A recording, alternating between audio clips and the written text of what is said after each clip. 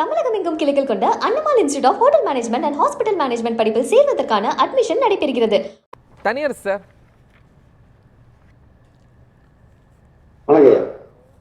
களம் எப்படி இருக்கு? பழைய புதிய எதிர்கட்சிகள் திமுகவை எதுவும் செய்ய முடியாதுன்னு சவால் விடுறாரு.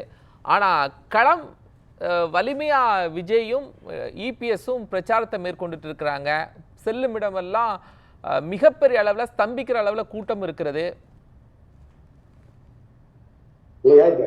ஜனநாயகத்துல இந்திய ஜனநாயகத்துல ஓராண்டுகளுக்கு முன்பு ஒரு மாநில தேர்தலுடைய பொது தேர்தல், அந்த பொது தேர்தலுக்காக இப்படி ஓராண்டுகளுக்கு முன்பிருந்து மக்களை போக்குவரத்தை இடையூறு செய்வது, இப்ப நாளெல்லாம் தேர்தல் குறித்து அது தேர்தலில் பரப்புரை செய்கிற அரசியல் கட்சி அல்லது அதனுடைய ஆளுமைகள் தலைவர்கள் பற்றி நம்ம விவாதம் நடத்துறதுங்கிறது ஒரு ஒரு ஆரோக்கியமான அறிவு சமூகத்துக்கு நமக்கு தாழ்வு தான்.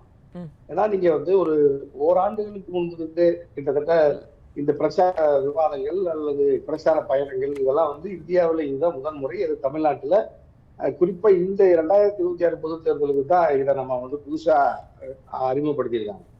இதுல நடிகர் ஒரு புதிதா ஒரு நடிகர் இப்ப புதுசா ஒரு கட்சியை துவக்கி அவரும் நானும் களத்தில் இருக்கிறேன் அப்படின்னு சொல்லிட்டு இப்ப வடிவேல் பாணியில அவரும் அரசியல் கட்சியை துவக்கி இப்ப புதிதா நான் ஒரு மாறுதலை தர போறேன், அதாவது ஏழை எளிய உழைக்கும் மக்களுடைய நண்பனா தோழனா இருப்பேன், எல்லா மக்களினுடைய நான் சொந்தக்காரன் தாய் மாமன் எல்லாம் சொல்லிட்டு பொது போக்குவரத்தை அரசுடைய சொத்துக்களை மக்கள் பயன்படுத்துகிற சாலைகளை மக்கள் பயன்படுத்துகிற விமான நிலையங்களை எல்லாம் ஒரு நாள் 5 மணி நேரம் 10 மணி நேரம் தன்னுடைய கட்சிக்காக அந்த சொத்துக்களை எல்லாம் நான் என்ன கேட்கிறேன், அப்ப எப்படிதான் பிரச்சாரம் செய்யறது? விஜய் களத்துக்கு வரணுங்கிறீங்க, ஒரு நாள் பிரச்சாரத்துக்கு வந்தா ஸ்தம்பிக்குதுன்னு சொல்றீங்க, எப்படிதான் பிரச்சாரம் செய்யறது?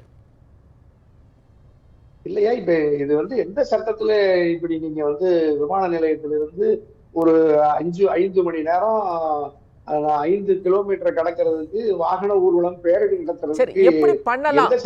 தனியார் சார், நிறைய மாநாடுகள் பார்த்திருப்பீங்க, ஊர்வலம் பார்த்திருப்பீங்க, தேர்தல் பிரச்சாரம். விஜய் என்ன மாதிரி தேர்தல் பிரச்சாரம் செய்யலாம் நீங்க சொல்லுங்க. இல்லையா இப்ப நீங்க இப்போ தனி விமானத்துல வர்றது ஒரு சொகுசு பேருந்துல போறதை பத்தி எல்லாம் நமக்கு ஒண்ணு இல்லை. சரி, பெரிய பணக்காரர் ஏழையா இருந்தாரு பணக்காரரானாரு, பரவாயில்ல, நீங்க அப்படி எல்லாம் சொகுசு வாழ்க்கை நீங்க அனுபவிங்க. ஏழைகள் வெயில்ல காயுறாங்க, குடித நீர் இல்ல, லட்சக்கணக்கான மக்கள் ஒட்டுமொத்த திருச்சியும் நேற்று போக்குவரத்துல விமானத்துக்கு போக முடியாம, தொடர்வண்டி நிலையத்துக்கு போக முடியாம, ஆலயங்களுக்கு ஸ்ரீரங்கம் சமயபுர மாரியாத்தாலை எல்லாம் கூப்பிட முடியாம, பல்வேறு பூஜைகள் எல்லாம் கூட மக்கள் இறைவனை போய் வழிவிட முடியாம, தஞ்சை பெரிய அதெல்லாம் ஒழுங்குபடுத்த வேண்டிய பொறுப்பு யார்கிட்ட இருக்கு? ஜனநாயக ரீதியில தேர்தல் பிரச்சாரம் போகலாம், மக்களை சந்திக்க போகலாம் ஒரு அரசியல் கட்சி தலைவர், அதை ஒழுங்குபடுத்தி கொடுக்க வேண்டிய பொறுப்பு யார்கிட்ட இருக்கு சார்? விஜய் தலைவர் தான் இருக்கு, அந்த கட்சியினுடைய தலைவர் பெர்மிஷன் வாங்குறாங்கல்ல சார், தேர்தல் பிரச்சாரம் வராங்க, கூட்டம் அதிகமா இருக்கும். ஐயா கோபாலகிருஷ்ணயா, நீங்க ஒரு சிறந்த மூத்த ஊடகவியலாளர், நீங்க நெறியாளர், நீங்க இப்படி எல்லாம் பொதுமக்களுக்கு இடையூறு ஏற்படுத்தி பொது போக்குவரத்தை தடுத்து நிறுத்தி ஒரு அரசியல் கட்சி ஒரு ஊர்வலத்தை நடத்துறோம், அதை நம்ம அங்கீகரித்து ஆதரிப்பது என்பது ஜனநாயகத்திற்கு விரோதமானது, சட்டத்திற்கு விரோதமானது. அல்லது இப்படிப்பட்ட நிலை ஊக்குவிக்கப்பட்டுமானால் நாட்டில் யாருமே விதிகளை சட்டங்களை மதிக்க மாட்டார். அதாவது ஒரு பதிவு செய்யப்பட்ட அரசியல் கட்சி காவல்துறையினர் நீங்க தான் விஜய் களத்துக்கு வரணும். தனியார் சார், நீங்க தான் விஜய் களத்துக்கு வரணும், வீட்டுக்குள்ளேயே கூண்டு கிளியா இருக்கக்கூடாது, மாநாடு நடத்திட்டு அப்படியே வீட்டுக்கு போயிடக்கூடாது, நீங்க தான் அழைப்பு விடுத்தீங்க. அழைப்பு விடுத்த பிறகு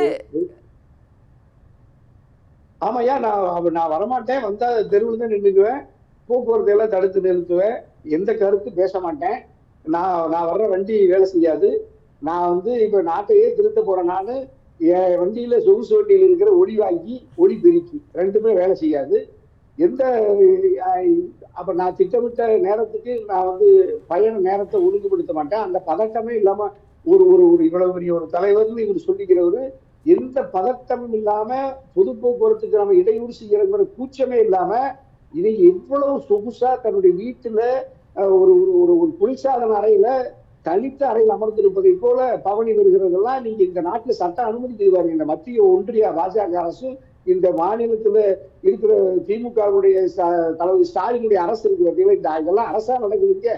என்ன இது யார் காத்து திரும்ப நடத்தினா, யார் இப்படி எல்லாம் உங்களுக்கு அனுமதி கொடுத்தா? இந்த காவல்துறை ஒண்ணு இருக்கா இல்லையா? சரி, ஏதோ மக்களை ஒரு பக்கம் அவர் சந்திக்கிறாரு சார், இன்னொரு பக்கம் சோமு சார் என்ன சொல்றாருன்னா, தேர்தல் களத்தை திமுக விடவும் இபிஎஸ் விஜய் அதிகமா என்ன பண்றாங்க, களத்துக்கு போறாங்க.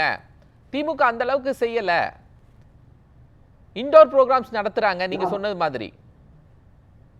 ஐயா நான் அதையும் தவறு சொல்லல. நீங்க வந்து ஒரு ஜனநாயகத்துல ஒரு அரசியல் கட்சி தலைவரா இருக்கிற சகோதரர் விஜய், நீங்க போய் மக்களிடத்துல நீங்க அந்த இடத்துக்கு போய் நீங்க மக்களுக்கு கருத்து சொல்லுங்க, ஆளுகிற அரசினுடைய குறைகளை குற்றங்களை சொல்லுங்க, மக்களினுடைய துன்பம் துயரம் கோரிக்கைகளை நீங்க பட்டியலிட்டு நீங்க மக்களுக்கு பரப்புரை செய்யறதுக்கு எந்த தடையும் இல்லை. அது வந்து தனியரசு வந்து அது ஜனநாயக உரிமையை எங்கள் விஜய் வந்து பயன்படுத்துறதுல 100 விழுக்காடு நாங்க விஜயோட தான் நிற்போம். ஏன்னா ஜனநாயகம் செழித்து வளர்வதற்கு அந்த கட்சியினுடைய தலைவர்கள் தன்னுடைய கருத்தை தடையில்லாமல் பரப்புரை செய்வதற்கு இந்த நாட்டில் யாருக்கும் அதிகாரம் இல்லை. அதுல வந்து நீங்க யாரு மோடியோ அல்லது ஸ்டாலினோ அல்லது ட்ரம்மோ யாரு இருந்தாலும் தடுக்க முடியாது. அதுக்கு நாங்க கூட நிற்போம். ஆனா நீங்க வந்து இயல்பா இப்ப நீங்க வந்து ஏதோ ஒரு வானத்திலிருந்து வந்த ஒரு ரட்சகரை போல நீங்க வந்து நீங்க உங்களை கருதி கொண்டு ஒரு ஒரு எளிய விஜய் செய்ததுல எது தவறு சார்? இல்ல விஜய் செய்ததுல என்ன தவறு? பிரச்சாரத்திற்கு வந்த முறையில என்ன தவறு? எப்படி வந்திருக்கலாம்? ஐயா இப்ப நாங்க எப்படி மாநாடு போட்டாலும் கூட்டம் வருது, பரந்தூருக்கு போனாலும் கூட்டம் வருது, அப்ப என்ன செய்திருக்கலாம் அப்படின்னு இருக்குல்ல ஐயா. இப்ப நீங்க வந்து விஜய் வந்து நீங்க அனிதா அம்மாவுக்கு சகோதரிக்கு ஆறுதல் சொல்ல போனீங்க. நீங்க அதே மாதிரி ஸ்டெர்லைட் ஆலையில பாதிக்கப்பட்ட குடும்பத்துக்கு ஆறுதல் சொல்ல போனீங்க. அங்க ஏதாவது சட்டம் ஒழுங்கு அதெல்லாம் தனிப்பட்ட குடும்பங்களுக்கு போறது தனியரசு சார். ஐயா தனிப்பட்ட குடும்பங்களுக்கு போறது மக்களை ஆமாயா பெருந்திரளா மக்களை சந்திக்கணும்ல. இல்லையா இப்ப நீங்க வந்து அதாவது ஒரு அரசியல் கட்சிக்கு வந்து அவர்களுடைய பரப்புரைக்காக எல்லா அரசியல் கட்சிகள்ல பெரும்பாலான பணக்கார கட்சிகள் ஆண்ட கட்சிகள் எல்லாம் அந்த கட்சிக்குன்னு ஒரு அந்த கட்சியினுடைய தொலைக்காட்சி இருக்கு. இப்ப நீங்க திராவிட முன்னேற்ற கழகம்னா கலைஞர் தொலைக்காட்சி இருக்கு, ஓரளவுக்கு அதுல சன் இருப்பாங்க, உதவியா இருப்பாங்க. இப்ப விடுதலை சிறுத்தைகள்லாம் வெளிச்சம் டிவி இருக்கு, ஜெயா அண்ணா திராவிட முன்னேற்ற கழகம் புரட்சி தலைவர் அம்மா சின்னம்மானா ஜெயா பிளஸ் இருக்கு, எடப்பாடியாருக்கு நியூஸ் ஜே இருக்குன்னு இப்படி நிறைய பேர் இப்படி கட்சிக்கே சேனல் வச்சிருக்காங்க. இப்ப பாஜக கூட தமிழ் சேனல் வச்சிருக்காங்க. ஆனா விஜய்க்கு மட்டும் அதுலதான் இப்ப நீங்க எடப்பாடியார் ஒரு எதிர்கட்சி தலைவர் 66 சட்டமன்ற உறுப்பினர் வச்சிருக்கிறாரு. அவருடைய பரப்புரையை யாரும் நேரடி செய்யறது இல்லை. நான் பார்த்திருக்கேன், அவங்களுடைய தொலைக்காட்சியில் மட்டும்தான் நேரடி செய்யணும். நம்ம அப்பப்போ ஒரு செய்தி போடுவோம். ஆனா நேற்று நீங்க காலையில 6 மணிக்கு விஜய் கண்விழித்ததிலிருந்து 3:30 3:10 3:15 மணிக்கு அவர் வந்து வாகனம் வந்து திருச்சியில மரக்கடையில காந்தி மார்க்கெட்டுக்கு வந்து சேர்ற வரைக்கும் 24 மணி நேரமும் நீங்க எல்லா தொலைக்காட்சியிலும் லைவ் போட்டு விமானம் பறக்கிறதையெல்லாம் காட்டுற உலகத்தில் இந்த கூத்து இந்த அவமானம் உலகத்துல வேற எங்கேயாவது நடக்கலையா? ஒரு சாதாரண நடிகர் ஒரு நிகழ்ச்சிக்கு வர்றாருன்னா நீங்க இவ்வளவு பண்றீங்க. சரி வந்தாருல்ல, வந்ததுக்கு அப்புறம் ஒளிவரிக்கு வேலை செய்யல, மேடையில ஏறி நின்னவர் எத்தனை நிமிடம் பேசினாரு? 10 நிமிடம். 10 நிமிடத்துல பின்னாடி வச்சிருக்கிற துண்டு சீட்டு யார் எழுதி கொடுத்தாங்களே தெரியுது. அதுல செய்கிறீர்களா ஸ்டாலின் அவர்களே, நீங்க வந்து திமுகவே நீங்க வந்து தந்த வாக்கு நிறைவேற்ற வலிமையா எதிர்த்தாரா? வலிமையா திமுகவை எதிர்த்தாரா? வலிமையாக எதிர்த்தாரா அப்படின்னு கேட்கிறேன்.